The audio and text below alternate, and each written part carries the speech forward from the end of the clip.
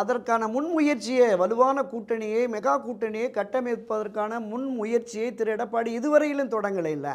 நீங்கள் பாஜகவோடு உடன்பாடு வைத்த உடனே பாஜக நிர்வாகிகள் டெல்லி தலைமை எங்களுக்கு ஒரு உத்தரவு பிறப்பிச்சிருக்காங்க.